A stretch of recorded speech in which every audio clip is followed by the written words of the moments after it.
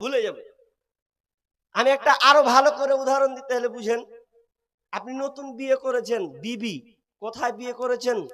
তা একদম দক্ষিণ দিনাজপুর মালদা লোকের মানুষ, গাজলের মানুষ, কুশমন্ডি থানা থেকে একটা মেয়ে নিয়ে আসলেন, খুব সুন্দর মেয়ে নিয়ে এসেছেন, খুব ভালো দেখতে, সুন্দরী, খুব পছন্দ করে, বাড়ির সবার পছন্দ, আপনার এক নম্বরে আগে পছন্দ। এখন বিয়ে করেছেন, এখন বিয়ে যখন করলেন তো এখন বিবি আবদার করছে আপনার কাছে। কি আবদার করছে? বলছে, হ্যাঁ জি, খুব অনেক দিনের তামান্না ছিল জি, আমি যাকে বিয়ে করবে যে আমার স্বামী হবে, আমি প্রথম আবদার করব ওকে যে আমি ওর সাথে কোথাও বাইরে ঘুরতে যাবো। এখন নতুন যদি বিয়ে হয় তখন বিবির আবদার কেউ করবে না? চল এখন সব দূরে বিবি কাছে। এখন বিবিকে বলবে, ঠিক আছে, তা কি করে যাবি? বলছে, এক কাজ করো, একটা প্রাইভেট গাড়ি করো, বাস ট্রেনে যাবো না, দুজনাতে যাবো, কি আনন্দেতে যাবো। বলছে, সেটাও ঠিক রে, তো চ। এখন গাড়ি করে নিলে, এখন গাড়ি করার পরে দুজনে একদম ভালো করে চাপলো। হ্যাঁ, হযরত আলীর ভাষা হেনঠা করে চাপলো নাকি? ওর ভাষা ওই হেনঠা শব্দ ব্যবহার করে। তো ভালোভাবে চাপলো, আর চাপার সময় দুজনে চেপেছে, কাউকে লাইন, শুধু ড্রাইভার। কোথায় যাবে? তো বলছে, চলো আজকে কোথায় যাবে? চলো হাজার দুয়ারে যাব। হাজার দুয়ারে গিয়ে একটা আবার বেলডাঙ্গাতে মসজিদ হবে নাকি, ওটাও দেখতে যাব, দুইটাই হয়ে যাবে। এখন স্বামী স্ত্রী দুজনে চেপেছে, স্বামী স্ত্রী কত ভালোবাসার মানুষ, বেশি দিন হয়নি দুজনে ভালোবাসার মাতোয়ারা হয়ে গেছেন, এমন ভালোবাসা তো গভীরে চলে গেছেন। দুজনে ভিতরে আছেন, গল্প চলছে, বিবি আগেকার হিস্টোরি, কলেজের স্কুলের হিস্ট্রি বর্ণনা করছে, এত সুন্দর করে বর্ণনা করছে, নিজের চেহারার বর্ণনা করছে, আমি এই রকম, তুমি পাগলা হয়ে গেছো বলে তুমি আমাকে বিয়ে করেছো, তুমি আমাকে বেছে বিয়ে করেছো, দেখছো আমার শরীরের অবস্থা, দেখছো আমি এই রকম, এমন ভাবে বর্ণনা করতে করতে স্বামী খুব খুশিতে শুনছে, ভালো লাগছে, তাই তো তোমাকে আমি চয়েস করে নিয়েছি। এই গল্প চলছে, আর গল্প করতে করতে ড্রাইভার বলছে, এদের ভ্যাদানি কতক্ষণ থেকে চলবে হে? খুব তো এদের ভ্যাদানি চলছে, গাড়ি তো আমি চালাচ্ছি, তো চালাতে চালাতে গাড়ি চলছে জাতীয় সড়ক 12 সড়ক দিয়ে চলছে, কত ভোল্টেজে, তো এর স্পিড হলো আপনার 120, এত 120 গতিবেগে গাড়ি চলছে। এমন সময় ড্রাইভার বলছে, ও তোমরা শোনো, ভ্যাদ কমাও, এখন গাড়ি চালাতে যাচ্ছি, ব্রেক মারছি, ব্রেক ধরে না, ব্রেক ফেল। এখন স্ত্রী বলছে, বাদ দাও ড্রাইভারের কথা কিছু কইতে দিয়া, এত সুন্দর রঙ্গরসের গল্প করছি আর ড্রাইভারের কথা শুনবে, বাদ দাও। আচ্ছা কি বলবে ও? লাস্টে একটা কথা বলবে, ওকে হুড়া মেরে বলবে, তোর কথার কিছু কইতে দি, আখেরি আঞ্জাম দিয়েছে শুনেছিস কথা, তোর আর রূপের আমার বর্ণনা শুনে লাভ নাই, তুই যতই সুন্দরী হও, যতই তুমি ভালো হও, ড্রাইভার বলেছে ব্রেক ফেল মানে কোথাও ঠুকতে হবে, কোথাও টাম্পারে পড়বে, কোন গাড়িতে ধাক্কা মারবে, কিছুই থাকবে না, এক কথায় মৃত্যু ছাড়া আর কোনো রাস্তা নাই। তার মানে ও আর বিবির সৌন্দর্য নিবে না, বর্ণনা নিবে না, বিবি যেমন থাক আর ওর দিকে চোখ যাবে না, শুধু মানে দিলটা ধারাস না জানি কোথায় ঠকে মারা যাব। এটা তো দুনিয়ার আপনাকে এক্সাম্পল দিলাম, বিচারের মাঠ খুবই কঠিন হবে, এত কঠিন হবে কেউ কারো দিকে তাকাবার কোনো অবস্থা রাখবে না, বরং নিজেকে বাঁচার জন্য ত্রাহে করবে। বিষয়টা আরশের ছায়া লম্বা আছে, খালি তর্জমা করে দেবো লাস্টের বেলা, জানা সময় না পেলে। তবে বিচারের যে আরশের ছায়া কথা বললাম, তো আরশের ছায়াটা কি?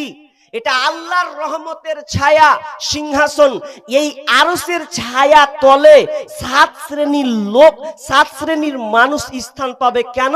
কারণ বাকি যত জায়গা থাকবে ভয়ানক পরিস্থিতি হবে, মানুষ সূর্যের তাপে থাকতে পারবে না, কারণ সূর্যটাকে কিয়ামতের ময়দানে মাথার উপরে নিয়ে আসা হবে, 50,000 বছর হবে একটা দিন, টানা 40,000 বছর দাঁড়িয়ে থাকতে হবে, 10,000 বছর বিচার চলবে, হিসাব নেওয়া, বিচার চলবে, হিসাব নেওয়া হবে।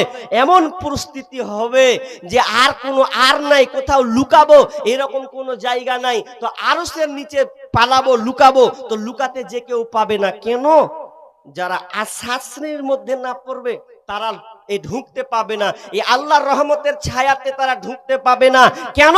পরিস্থিতি খুব খারাপ, এখন ঢুকবো বাঁচবো না, কারণ মাথার উপরে সূর্য আসবে। বিষ্ণু বলছেন, ইয়া রাকুন্নাসু ইয়াউমাল কিয়ামাতি, ইয়ারাকুন নাসু ইয়াউমাল কিয়ামাতি হাত্তা ইয়াযহাবা আরাকুহুম ফিল আরদি 70 যিরাআ ওয়া ইলজিমুহুম হাত্তা ইয়াবলুগা আযানাহুম। বিশ্বনবী বলছেন ইয়ারাকুন নাসু ইয়াউমাল কিয়ামা, মানুষ সূর্যের তাপে ঘামতে থাকবে, মানুষ ঘামতে থাকবে, কতটা থামবে? ইয়াযহাবা আরাকুহুম ফিল আরদি 70 যিরাআ, 70 হাত পর্যন্ত ছড়িয়ে যাবে ঘাম, 70 হাত পর্যন্ত ছিটকে যাবে, দূরে চলে যাবে। তো কেন সূর্যের তাপে সূর্য মাথার উপরে নিয়ে আসা হবে। বিশ্বনবী বলছেন তুদনা শামসু ইয়াউমাল কিয়ামাতি মিনাল খালক, সূর্যটাকে সৃষ্টির কাছাকাছি অতি নিকটবর্তী নিয়ে আসা হবে। হাত্তা তাকুনা মিনহুম কামিকদারি মিল, এমনকি মাথার উপরে 1 মাইল উপরে সূর্যটা থাকবে। মাথার উপরে সূর্য, আপনি জানেন দুনিয়াতে আপনি এখন এই যে জমিনে বসে আছেন, আলোচনা শুনছেন, আপনার মাথার উপরে কত দূরে সূর্য আছে? বিজ্ঞানীরা বলছেন 9 কোটি 30 লক্ষ মাইল দূরে আছে। কত বললাম?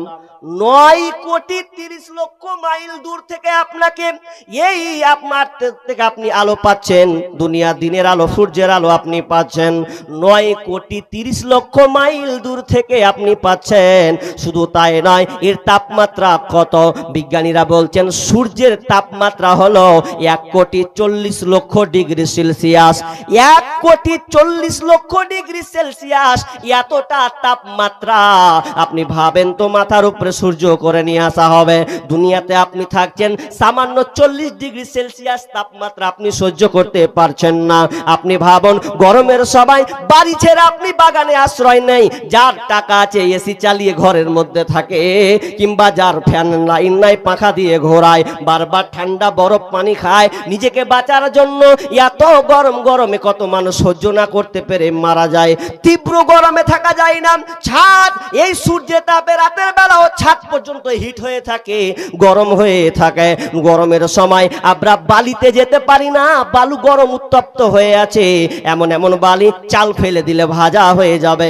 এতটা কঠিন ভয়ঙ্কর পরিস্থিতি দুনিয়াতে যদি হয়, তাই এতগুলো টেম্পারেচার। আপনি ভাবুন তো, আজকে আমাদের যে আমরা মোমবাতি জ্বালাই, ওই মোমবাতির টেম্পারেচার কতটা?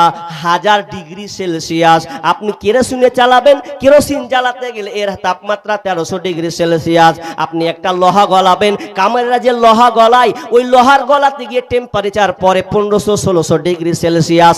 এতগুলো তাপমাত্রা, সামান্য এত তাপমাত্রাতে ভয়ঙ্কর পরিস্থিতি হয়ে যায়। কিন্তু কিয়ামতের ময়দানে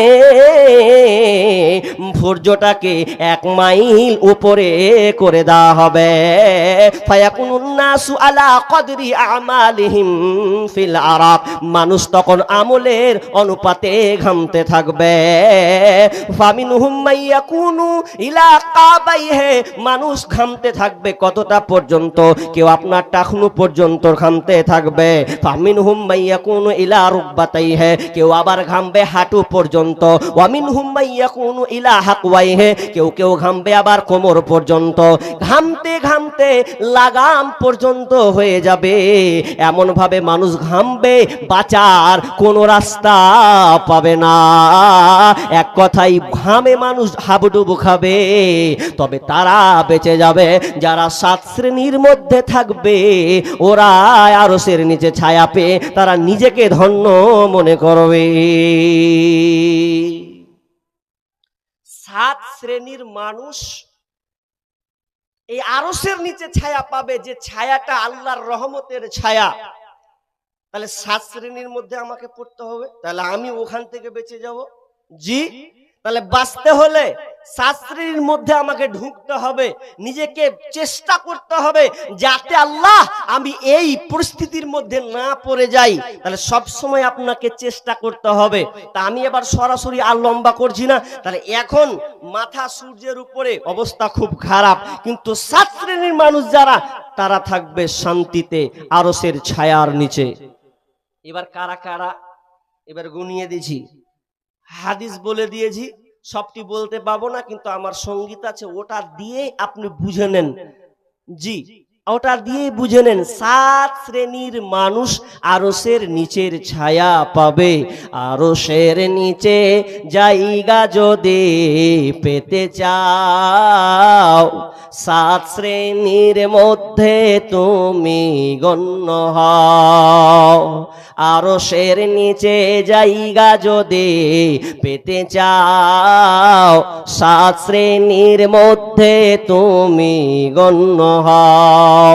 শাসক যদি হয়ে থাকো, নেই পরায়ণ হও, ইবাদতের মধ্য দিয়ে যৌবন কাটাও। আরশের নিচে জায়গা যদি পেতে চাও, 7 শ্রেণীর মধ্যে তুমি গণ্য হও। মসজিদেতে বেঁধে রাখো তোমার ওই অন্তর, আল্লাহর জন্য ভালোবাসো যুগ থেকে যুগান্তর। অশ্রু দিয়ে চক্ষু ঝরাও, অশ্রু দিয়ে চক্ষু দিয়ে অশ্রু ঝরাও, আল্লাহর শরণে আল্লাহর জন্য ভালোবাসো রমনে বরণে। আরশের নিচে জায়গা যদি পেতে চাও, 7 শ্রেণীর মধ্যে তুমি গণ্য হও। বিশ্বনবী 7 শ্রেণীর কথা বলেছেন। নাম্বার 1 আল ইমামুল আদিল। 1 নাম্বার, নেই পরায়ণ নেতা, নেই শাসক, ইনসাফ কায়েম করনে ওয়ালা শাসক, যে কিনা ইনসাফের সঙ্গে আমানতদার সাথে ইনসাফের সাথে নেতার তার দায়িত্ব পালন করবে, সে আরশের নিচে ছায়া পাবে।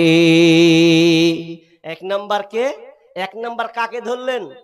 নেতা। যে নেতা হবে সে আরশের নিচে ছায়া পাবে। যেই নেতাটা নেই পরায়ণ নেতা হবে। নেই পরায়ণ নেতা, মানুষ খালি প্রধানের পদ পেয়েছে তো খালি হুবিয়েছে, পেয়েছি যে প্রধান হচ্ছে হুবিয়ে